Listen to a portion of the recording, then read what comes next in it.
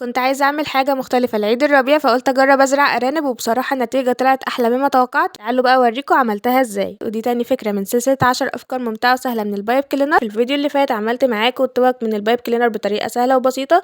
هسيب لكم لينك الفيديو ده في صندوق الوصف وفي أول تعليق مثبت اللي حابب يتفرج على الفيديو. تعالوا بقى نشوف فكرة الأرانب الكيوت اللي احنا عملناها النهاردة طريقتها ازاي. بس قبل ما نبدأ الفيديو ما تنسوش تعملوا لايك للفيديو واشتراك بالقناة وتفعيل الجرس عشان باقي الأفكار اللي جاية أحلى وأجمل. ويلا بينا على الطريقة. وعلشان نعمل الأرنب نفسه هنحتاج عود بايب كلينر باللون البينك ونص كمان من نفس اللون، ومعاهم نص عود كده باللون الأخضر. وطبعا تقدروا تختاروا أي لون انتوا تحبوه، بس هيبقى الأساسي معانا اللي هو النص عود باللون الأخضر. بعد كده هنجيب أي قلم كده طوله حوالي 13 سنتي والعرض بتاعه هيبقى 1 سنتي بالشكل ده. وده عشان هنلف عليه البايب كلينر عشان نطلع الوردة اللي هنحولها لشكل أرنب كيوت. أول حاجة كده بنمسك طرف البايب كلينر على القلم، وبالإيد التانية ببدأ إن أنا ألف كده حوالي 5 أو 6 لفات كده، وهضمهم على بعض كده وبعدين هشدهم اطلعهم من القلم بالراحة كده، وبعدين هربط الطرفين دول في بعض. الطرف الطويل ده هدخله جوه كده زيادة تأكيد انها اتربطت كويس، وبقفلها كده بالشكل ده. بعد كده هفك الدوائر دي كده بقى من بعض كده، هفرقها كده عشان تبقى شبه النجمة معايا. ببدأ كده ان انا كل واحدة كده اديها مساحة كده لحد ما تتكون معايا كده شكل النجمة بالشكل ده. بعد كده بقى بكل واحدة كده هبضغطها ضغطة خفيفة. هنبدأ بقى ان احنا نلف كده الجزء ده بالطريقة دي عشان تتحول معايا كده لشكل وردة. وده كده بقى شكلها. وعلشان نعمل ودان الأرنب هنجيب كده نص عود من بايب كلينر باللون البينك كده بالشكل ده، وهنبدأ ان احنا نتنيها كده. وعلشان نقفلها على شكل دايرة بنلف الطرفين دول كده على بعض وبنربطهم كويس بالشكل ده. بعد كده هنضغط الدايرة من النص كده ونقرب الطرفين من بعض كأن كده بنعمل شكل قلب، وهنضغط الطرف ده كده على بعضه والطرف التاني بالشكل ده. وبكده بقت ودان الأرنب جاهزة معايا. بعد كده هنجيب نص عود من البايب كلينر باللون الأخضر ده وهنتني أول طرف من فوق كده، وبعدين هنركب عليه ودان الأرنب كده اللي عملناها. بندخل العود الأخضر في النص كده ونلف الجزء الأخضر اللي حوالين القلب على العود نفسه كده علشان يثبت كويس، وكده بيبقى ثابت معانا بالشكل ده. ودلوقتي بقى هنجيب الوردة البينك اللي عملناها وندخلها من تحت العود الأخضر ده كده ونطلعها لفوق بالشكل ده، ونضمها كده على ودان الأرنب كأننا بنعمل كده البتلات لجوه عشان كده تتحول لشكل شبه الوردة بتاعة التيوليب المقفولة كده. وبإيدينا كده بنضغط على أي حاجة كده مش مظبوطة بالشكل ده. طريقتها سهلة جدا وسريعة وبسيطة ومبتاخدش أي وقت، كمان خطواتها سهلة قوي زي ما انتوا شايفين. وبكده بقى عندنا الشكل الأساسي للأرنب جاهز. بعد كده بقى هنجيب كده شوية خرز باللون الأسود علشان نعمل العيون بتاعة الأرنب. هنجيب بقى مسدس الشمع كده وهنحط نقطتين شمع كده ونثبت عيون بالخرز الأسود بالشكل ده زي ما انتوا شايفين. وكده يبقى معانا أول أرنب على شكل وردة جاهز. ودلوقتي بقى عايزين نعمل ورق الشجر اللي بيبقى حوالين الزرع كده. هنجيب عود طويل من البايب كلينر باللون الأخضر وهنلف الطرفين دول على بعض كده ونربطهم كويس عشان نعمل دايرة كده. بعد كده هنضغط الدايرة من الجزء اللي في الجنب ده كده بالشكل ده، ونضم الطرفين على بعض بالطريقة دي، ومن فوق هنضغط عليها كده بحيث ان احنا نعملها كأنها شكل القلب كده. ومن الطرف ده بقى كده هنضغطها بالشكل ده، ومن الناحية التانية بحيث ان هي تتحول معايا زي ورقة شجرة. ومن الفرع من تحت كده بنربطه، وبرده فوق كده كل ورقة شجرة بنلفها لفة بسيطة كده وبنشكلها بايدينا كده لحد ما تظبط معانا كده شكل الورقة بتاعت الشجرة زي ما انتوا شايفين. هنعمل منها بقى كذا واحدة عشان نحطها كده جوه الزرع. دلوقتي بقى هنعمل مع بعض وردة تانية بس باللون الموف، والمرة دي هنعملها كده ب5 لفات مش بلفتين. برضو اخترت عود بايب كلينر باللون الموف ونص تاني من نفس اللون ونص عود من اللون الأخضر. تقدروا ان انتوا برضو تعملوها بأي لون انتوا تحبوه. لفيت كده 5 لفات على القلم وربطتها بالشكل ده كده، وهطلعها بكل سهولة من القلم بالطريقة دي. والجزء الزيادة ده كده بدخلها جوه الدوائر اللي احنا لفيناها دي بالشكل ده، وبنربطها بالطريقة دي زي ما انتوا شايفين. وبعدين بقى هنفك الدوائر كده من بعض زي ما انتوا شايفين كده بحيث ان احنا نحولها لشكل نجمة زي ما قلتلكوا. وبعد كده هنبدأ بقى نضغط كل واحدة فيهم ضغطة خفيفة كده، وبعد كده نحولها بقى لوردة بالشكل اللي انتوا شايفينه ده. بنلف كل واحدة كده لفة بسيطة بحيث ان هي تتحول معانا لشكل الوردة. بعد كده هجيب نص عود من البايب كلينر باللون الموف وهنقفلها دايرة برضو بنفس الطريقة. بنربط كده الأطراف كده ونلفها على بعض بالشكل ده لحد ما تتكون معانا دايرة. بعد كده بقى هنضغطها كده من النص كده من فوق عشان نحولها لشكل قلب بالشكل ده. كل جزء كده هضغطه على بعضه بحيث ان هو يتحول معايا كده لودان أرنب أو على شكل رقم 7 زي ما انتوا شايفين. بعد كده هجيب نص عود بايب كلينر باللون الاخضر، وهنتني اول طرف من فوق كده، وادخلها كده بقى في ودان الارنب او من النص بتاع رقم 7 كده، واربط بقى الجزء ده في بعضه كده بالشكل ده، وبلفها كويس بحيث ان هي تبقى ماسكة كده في ودان الارنب. بعد كده بقى هنجيب الوردة اللي احنا عملناها دي، وهندخلها في العود الاخضر من تحت ونطلعها لفوق كده، وبعدين نضمها بقى على ودان الأرنب كده بالشكل ده كده، كأننا بنقفل الوردة كده على البتلات أو على ودان الأرنب زي ما انتوا شايفين كده. طريقتها سهلة وبسيطة، وحبيت ان انا اكررها معاكم عشان لو انتوا مخدتوش بالكم من الخطوات في الطريقة الأولى تاخدوا بالكم منها في الوردة اللي باللون الموف دي كده. ده كده بقى شكلها اهو. هنبدأ بقى ان احنا نحط لها كده بقى العيون. هجيب بقى مسدس الشمع كده وهجيب الخرز، وهبدأ بقى ان انا احط شمع كده، نقطتين شمع كده على الوردة بالشكل ده، وهنثبت العيون بالطريقة دي. وعملت واحدة كمان باللون البيج وحطيت برضو عليها كده نقطتين شمع، وهثبت بقى عليها العيون بنفس الطريقة بالشكل ده. ولو احنا عايزين بقى نعمل ورق شجر كده بحجم صغير، هنجيب كده عود البايب كلينر نقسمه نصين بالشكل ده، نجيب المقص كده وبنقسم العود نصين. هناخد كده اول جزء، وهنبدأ ان احنا كده نتني الطرف ده ونربطه كده من تحت بالشكل ده كده، نلف الجزء الطويل على الجزء القصير بالشكل ده كده. وهنعمل برضو نفس الحركة في الجزء التاني، بنتني برضو الطرف اللي تحت ده كده على طرف طويل ونلفه كده حوالين نفسه بالشكل ده. والجزء اللي فوق ده بقى كده هنبدأ ان احنا نضغطه كده من فوق علشان نحوله على شكل قلب، ونضغط بقى كل طرفين كده في بعض زي ما انتوا شايفين لحد ما نحولها لورقة شجرة بكل سهولة زي ما انتوا شايفين كده.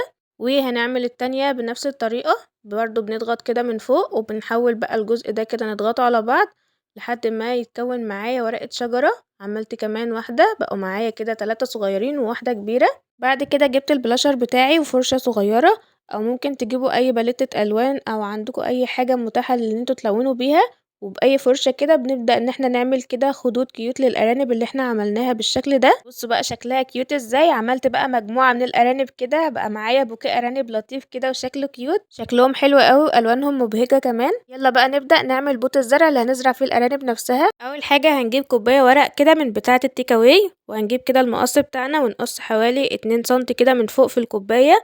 بنبدأ بقى ان احنا نقص الجزء ده كله بالكامل بالشكل ده. وبعد كده هنجيب قطعة كرتون طويلة بأي مقاس انتوا تحبوه، والعرض بتاعها اهم حاجة ان هو يكون حوالي 3 سنتي، ونلفها كده رول بحيث ان احنا لما نيجي نلزقها كده على الكوباية من بره تكون كده بتتلزق معانا بكل سهولة، ما تكونش مكلكعة معانا.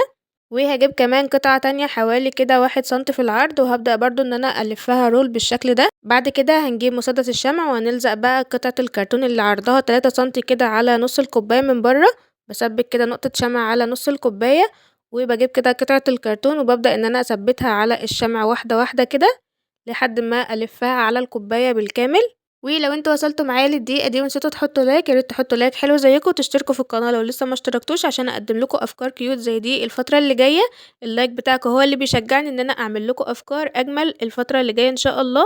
فياريت ما تبخلوش عليا باللايك، وياريت كمان شير لاصحابكم لو عجبتكم فكرة النهاردة. دلوقتي بقى هثبت اخر جزء كده في قطعة الكرتون كده بالشمع بالطريقة دي. بعد كده بقى هنجيب كده الرول اللي هو حوالي 1 سنتي ده كده، وهنبدأ ان احنا نثبته كده فوق قطعة الكرتون اللي هي 3 سنتي دي، وهنثبتها برضو بنفس الطريقة كده بمسدس الشمع. نفضل كده نحط كده جزء من الشمع ونلف الرول لحد ما نلزقها على الكوباية بالكامل. والفكرة هنا ان احنا عايزين نعمل كده بوت زرع شكله كده بومبي. دلوقتي بقى هتشوفوا شكله هيبقى حلو ازاي لما نيجي نغلفه كده بالبايب كلينر. وده كده بقى شكلها بعد ما خلصنا كده ولزقنا عليها قطع الكرتون بالشكل ده. بعد كده هنجيب البايب كلينر باي لون انتوا تحبوه تغلفوا بيه بوت الزرع بتاعكم. انا كان عندي اللون الاصفر الفاتح ده، وده هعمل فيه كده تريكايه حلوه هقولكم عليها بعد شويه.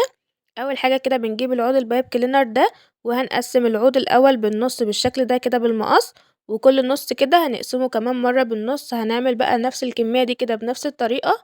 بعد ما عملناهم كلهم شرايط متساوية كده، هنبدأ بقى ان احنا نثبتهم على بوت الزرع اللي احنا عملناه بالشكل ده.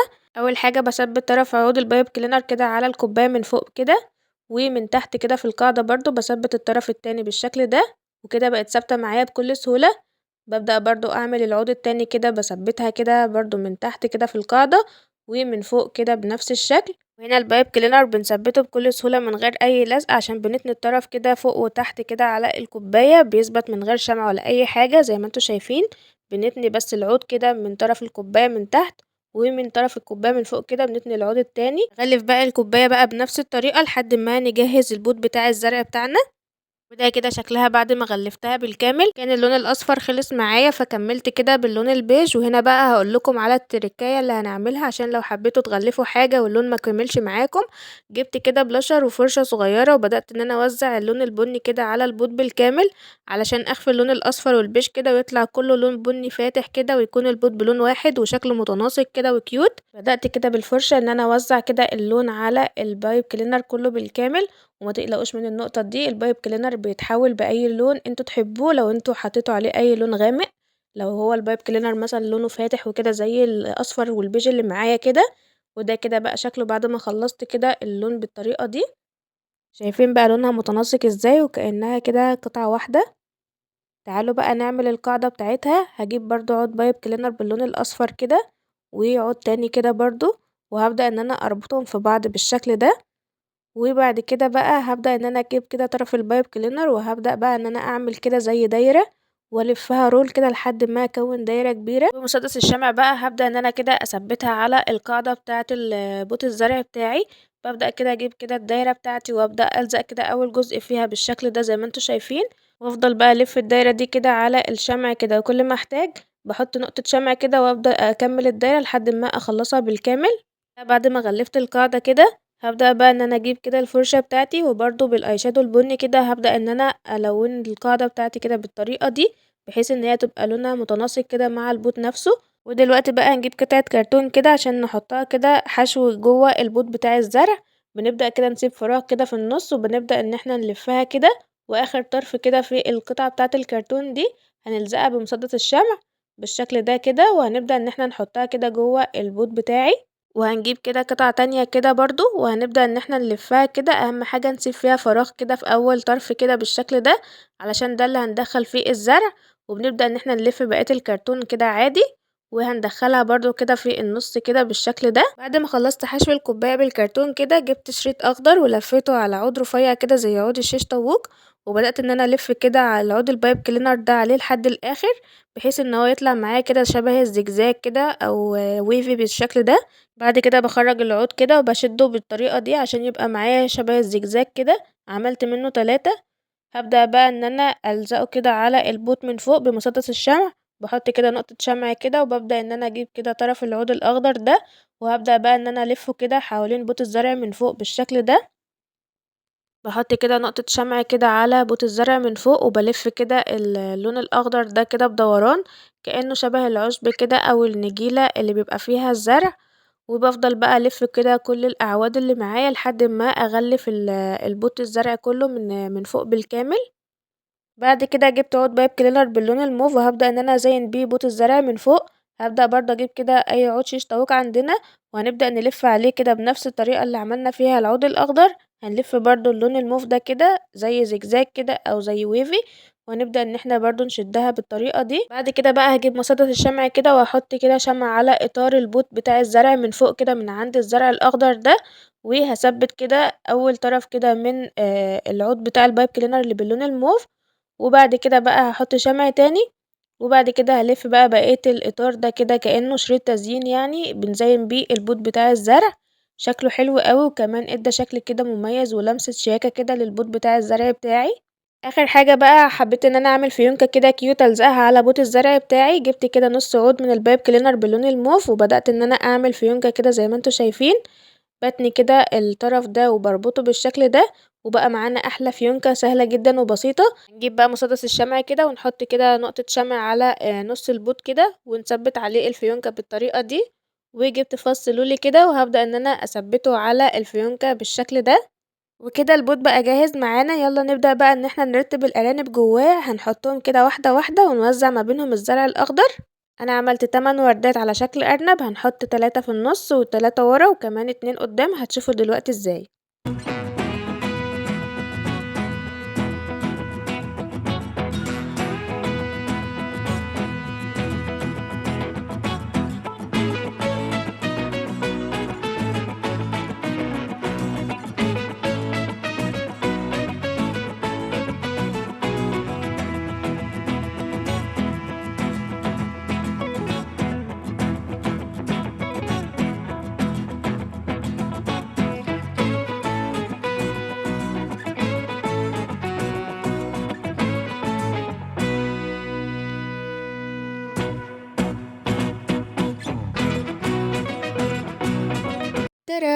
وده كده بقى شكلها النهائي. عملنا النهارده مع بعض بوت زرع على شكل ارانب بطريقه كيوت وسهله جدا وبسيطه من البايب كلينر. قولوا لي بقى ايه رايكم في الكيوتنس اللي قمر اللي قدامكم ده. وبالمناسبه ما كانش عندي بايب كلينر ابيض، فعشان كده عملت الارانب بالوان كده كيوت ومبهجه، والنتيجه بجد طلعت مذهله زي ما انتم شايفين. تقدروا تعملوا الفكره دي كفكره مشروع مربح او كديكور حلو في البيت، او تقدموها كهديه لطيفه لاصحابكم. فكره ان الواحد يعمل كده ورد مش تقليدي ويبقى على شكل كده حاجه بره الصندوق، بجد دي في حد ذاتها فكره تحفه بجد. الفكرة دي جديدة وسهلة وحصرية لأول مرة على اليوتيوب زي ما انتوا شايفين. بجد ايه رأيكم في القمر ده؟ انا كنت عايزة اعمل حاجة مختلفة لعيد الربيع، فقلت ان انا اجرب ازرع ارانب، وبصراحة بجد قمر قوي. كده نكون عملنا تاني فكرة من سلسلة 10 افكار ممتعة وسهلة من البايب كلينر. ما تنسوش تشوفوا اول فكرة عملناها من البايب كلينر، هسيبها لكم في صندوق الوصف في اول تعليق مثبت عشان اللي حابب يتفرج على الفيديو ده. وبكده نكون وصلنا لنهاية الفيديو. يا رب يكون الفيديو عجبكم وتكونوا استفدتوا منه كده واتسليتم. لو عجبكم بقى الفيديو النهارده ما تنسوش تعملوا لايك واشتراك في القناة وتفعيل الجرس على علامة الكل عشان يوصلكوا اشعار مني بكل جديد انا بقدمه. اشوفكم على خير في فيديو جديد وفكرة جديدة. بحبكم جدا، سلام.